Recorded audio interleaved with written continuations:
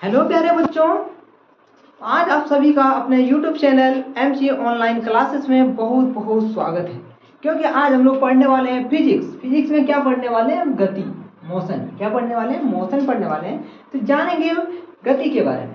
क्या है कि यदि कोई वस्तु किसी अन्य वस्तु के सापेक्ष, क्या है कि कोई वस्तु किसी अन्य वस्तु के सापेक्ष, गति समझने के लिए सबसे पहले दो वस्तु की जरूरत है। जब हम लोग दो वस्तु लेंगे तो गति को परिभाषित करना तो क्या होगा? एकदम सिंपल हो जाएगा।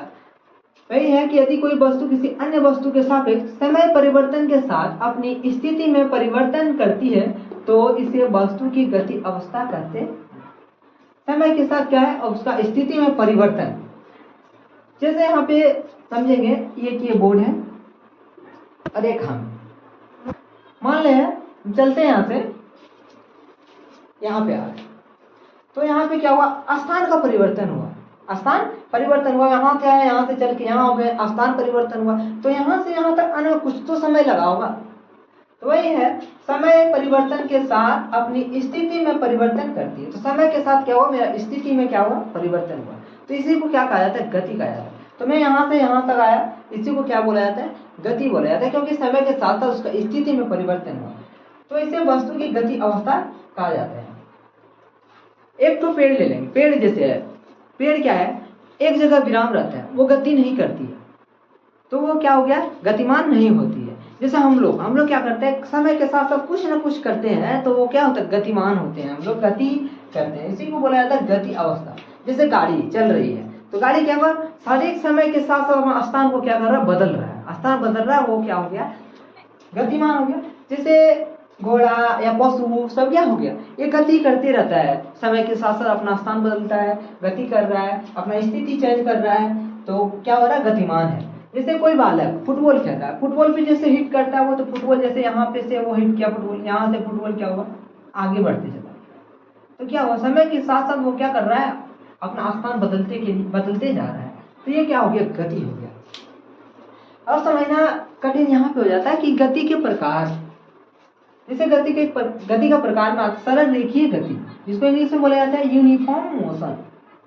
यूनिफॉर्म मोशन समझेंगे हम लोग। क्या है कि जब एक वस्तु एक सीधी रेखा में गतिमान हो तो उसकी गति सरलरेखीय गति कहलाती है। जब कोई वस्तु है वो सीधा रेखा में गमन कर रहा है, उसको क्या बोलेंगे?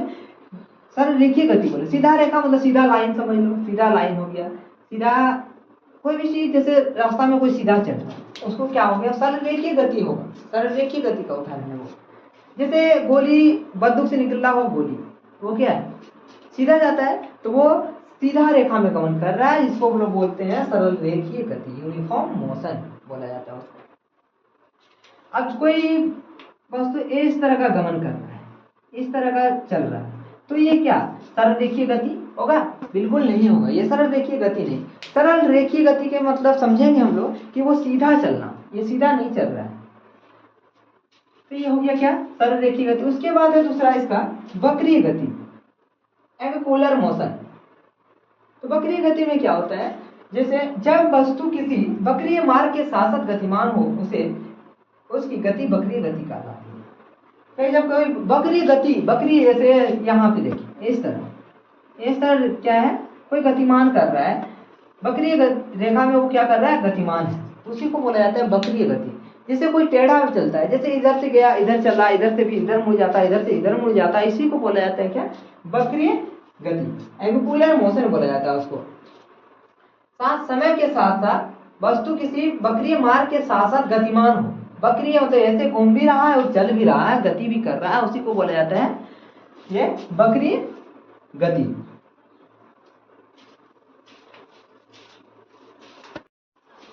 हाँ, तो अगला क्या है? अगला है वृत्तीय गति। वृत्तीय गति क्या है? देखिए कि जब एक वस्तु किसी वृत्ताकार पथ पर इस तरह गतिमान हो कि उसकी गति किसी बिंदु पर स्पर्श रेखा डालकर प्रदर्शित की जा सके, तो उसकी गति वृत्ताकार गति कहलाती है।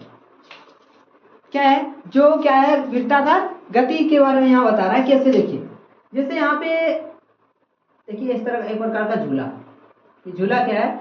यहाँ से घूम रहा है, ऐसे वो क्या हो रहा है? घूम रहा है चारों से।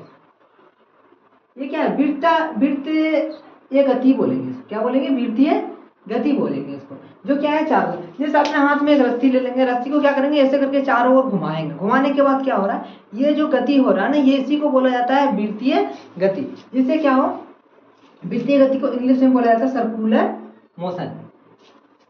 जैसे क्या हो, ऐसे हम लोग क्या करेंगे, कोई भी चीज को ऐसे पकड़ के ऐसे इस तरह घुमा रहे हैं, वो हो जाएगा वृत्तीय गति। जैसे ये, जैसे इसको क्या बोलते हैं, ये झूला को तारामाची ऐसे कुछ बोला जाता है। इस पे बैठ के जो चारों साइड से क्या हो पूरा घूम रहा है, इसी को बोला जाता है क्या, वृत्तीय गति। वही बोला है कि जब एक वस्तु किसी वृत्ताकार पथ पर किसी तरह गतिमान हो कि उसकी गति किसी बिंदु पर स्पर्श रेखा डालकर प्रदर्शित की जा सके, उसी को बोला जाता है वृत्तीय गति। जैसे समझेंगे वृत्तीय गति अभी और हम लोग, जैसे क्या है, पृथ्वी क्या करता है, पूरा सूर्य के चारों ओर चक्कर लगाता है। सूर्य के चारों ओर चक्कर लगाना वो क्या है, वृत्तीय गति का ही उदाहरण है ना। सूर्य के चारों ओर पृथ्वी क्या कर रहा है, चक्कर लगाना।